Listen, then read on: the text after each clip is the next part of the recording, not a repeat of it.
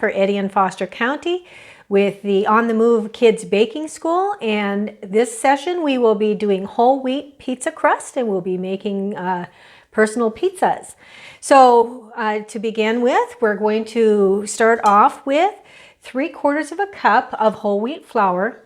And if you recall us talking about measuring our ingredients, with our ingredients, we always scoop our ingredient in rather than cupping it, because if you cup it, let's say if you cup it in, you pack in the flour and then you get too much or too dense of a product. So always start with measuring your flour by scooping it into your measuring cup and then leveling it off with a flat surface. Either use a knife or in my circumstance, I find this little bread scraper to be very, very helpful. So we'll start off with 3/4 of a cup of whole wheat flour, and we can set that aside. Okay, and from there, we are going to add 1 packet of the quick rise yeast. And of course, we want to go with the quick rise for this one. Always make sure that you are checking your yeast dates or your use by dates. Yeast can go bad if it's left in the refrigerator left in the cupboard too long. Okay.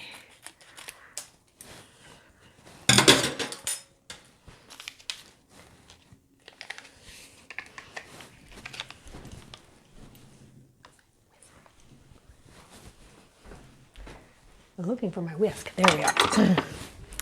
Okay, so let's just combine those two. And then to that, we're going to add 3/4 of a cup of the white flour. Again, remember to scoop your flour into your measuring cup and then level it off with a flat surface, a knife or a scraper like I use in my case. Okay.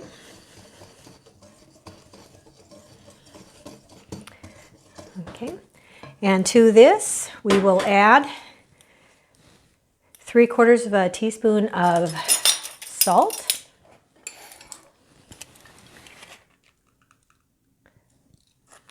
And this is 1/4, so 3 of those. And 1/4 teaspoon of sugar.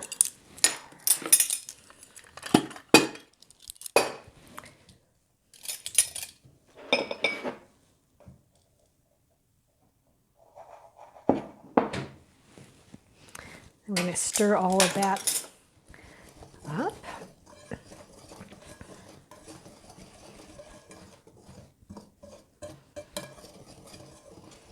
Want to make sure that we have a little bit of yeast and a little bit of sugar and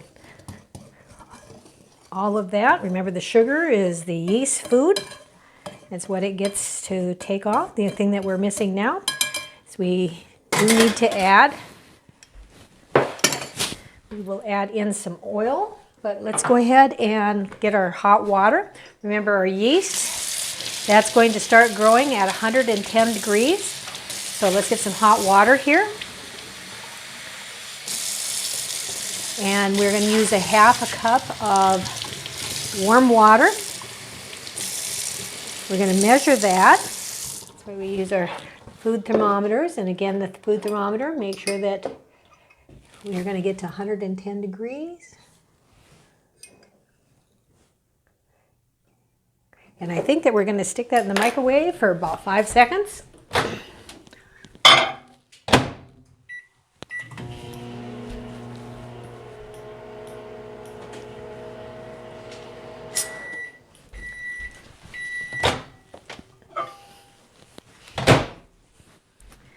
Okay, let's just give that a quick little stir so we don't have any hot spots. And to that, again, we have to have our bi-stem thermometer buried. And this recipe says that it wants it between 110 and 120, and we're just not there. So we're going to add a little bit more heat from the microwave. And we're going to use a 1/2 cup of warm water. And we're going to measure that. So let's get some hot water. Remember, our yeast, that's going to start growing at 110 degrees. So let's get some hot water here. And 1/4 teaspoon of salt. And this is 1/4 teaspoon of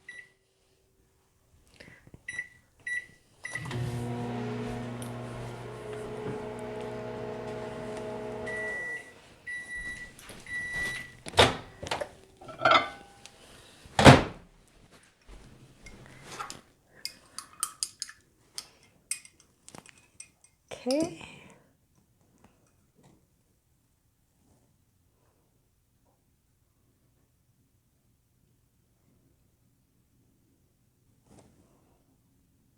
Still not there.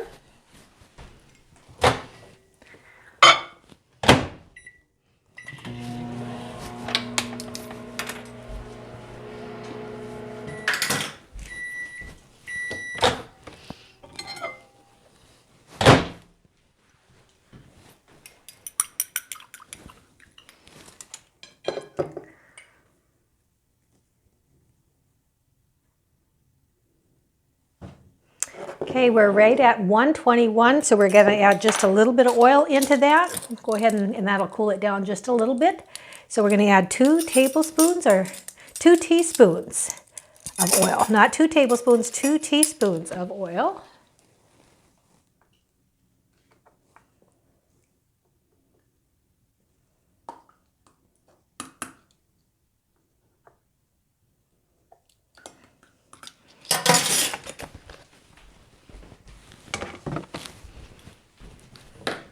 Let's give that a quick little stir.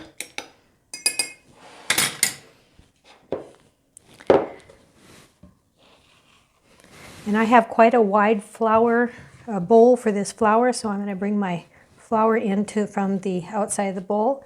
I'm going to put a little bit of a well in there.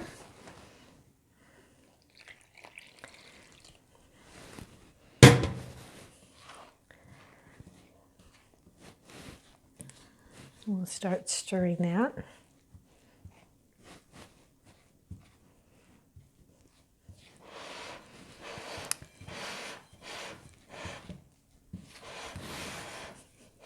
And drag out from the outside, push into the inside. Scrape from the outside, push it into the inside. And we're wanting our dough mixture, our pizza dough mixture here, to start forming a ball. And you can see that it's doing that. It has a nice texture already. Let's capture some of that other flour in there.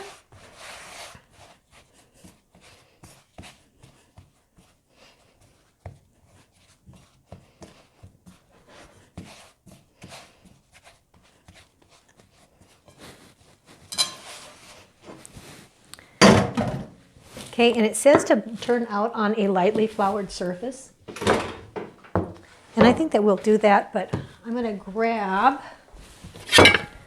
this little scraper with this.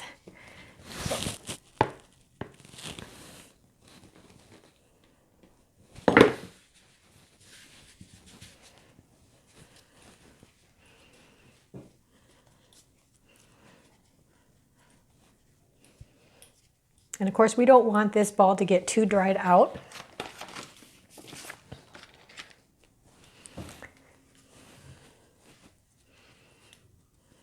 Okay, and then it says to go ahead and split this into 2 pieces. So we're going to do that, because this is going to make 2 6-inch pizzas. We'll set that one aside. My little scraper here, what I like about this little scraper, it has a little measuring, so this is 6 inches wide, and we're just going to roll it out so that it's 6 inches. So with your rolling pin, if you don't have a rolling pin, cans work as well.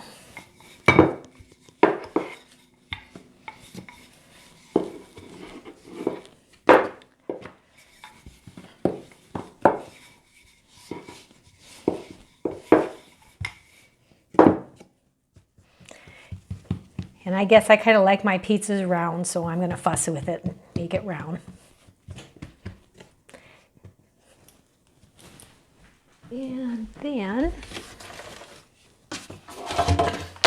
we want a board that has, or a pan that has parchment paper on it. So we're going to pick that one up. We're just going to set it there. And let's go ahead and roll out the other one.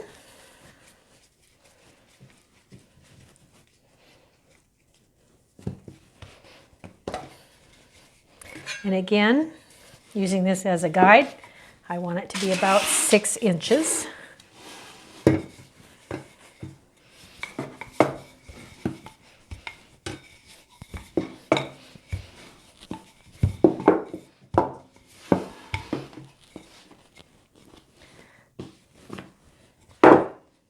I want some of that. Got too much flour on that one. Just pat it if you think it has too much flour. Shake the flour off of it.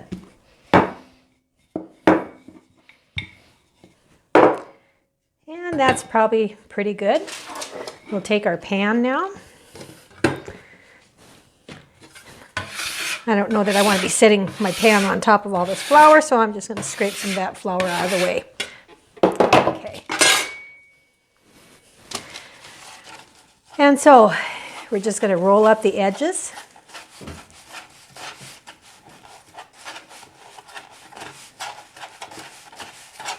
Take your finger and your thumb and just pinch, rotate it and pinch it into place. This is going to hold your sauce into place. Oh, and our temperature. We need to start our oven, and our oven is going to be at 450, I think.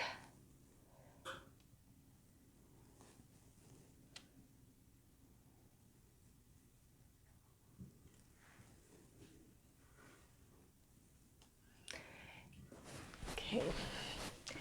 Our oven needs to get to 450.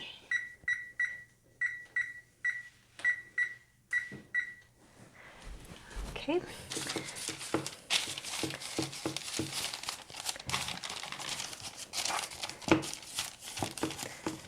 We're going to let this sit for just a minute. Not that it has to, but we have some things to do to get our pizzas ready for the oven. So we're going to step away from the camera for just a minute while we get our toppings fixed with this and get everything else into place and let our oven heat up. Okay, now we're ready to do a little bit of pre-baking.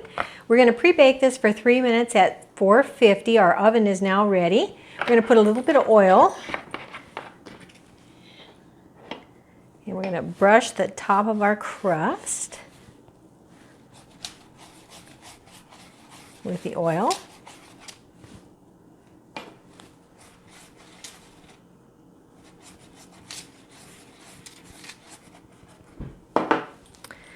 Okay. And then we're going to poke some holes.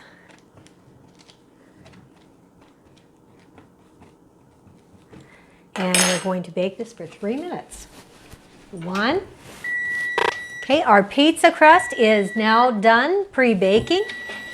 So we're going to pull that out, and you notice that I have a hot plate. I use pot holders to take that out of the oven. Okay, we're going to place some sauce. In your handouts, you can either do the pizza one of 2 ways. You could either do one with a sauce on it and your toppings of your choice, or you can do one that has the sauce on it and then some fresh mozzarella and some basil as your ingredient. So again, these are personal pan-sized pizzas, and you can see a can of pizza sauce goes quite a long ways. I would suspect that these would be pretty good to freeze up in advance, that you could make some of these and freeze them in advance.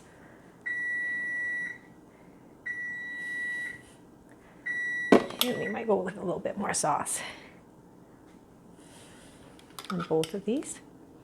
Okay, let's set that aside. And let's go with a little Italian seasoning as well. We have a little grinder here, so some Italian seasoning.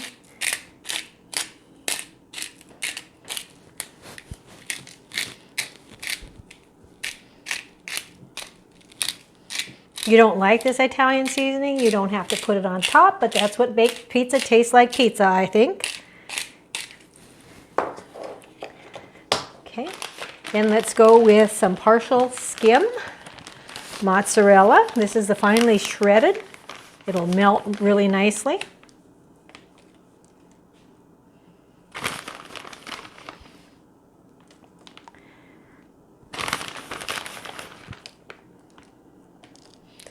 And if you remember with the dairy food, most kids are not getting enough dairy food. They need to be drinking some more milk. Kids that are in the age group that we are trying to gear this to should be having 4 servings of milk a day to build some, well, that's the teenage years, but three servings of milk a day if you're in the mid-elementary school age. Okay, and then let's go with some pepperonis.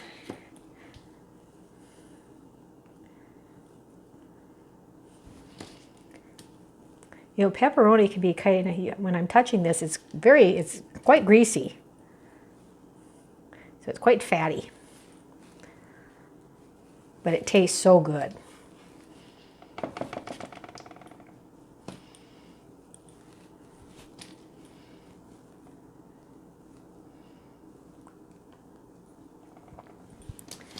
Okay, and then let's go. And my coworkers and I, we like black olives, but you can put anything that you like. Onions, green peppers, bell peppers.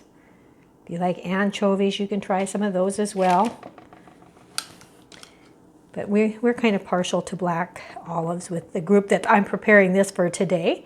So we've decided to go with some black olives for our... Okay, and so then we're going to be putting this back in the oven, and we're going to put it in there until our cheese is melted. We will be baking probably for about 15 to 20 minutes. We'll keep an eye on that. And with this, I actually am going to bake this right on this baking stone. I have one of these baking stones that I really like. So I'm going to actually take my parchment paper, lift it off, and set it right on my baking stone. Baking stones, that actually needs to warm up with your oven. So if you have one, you never put a cold baking stone into a hot oven directly. It's a good way to crack it. Okay, and let's put it at, we'll check it in 15 minutes and see how we're doing. And we'll clean up in the meantime.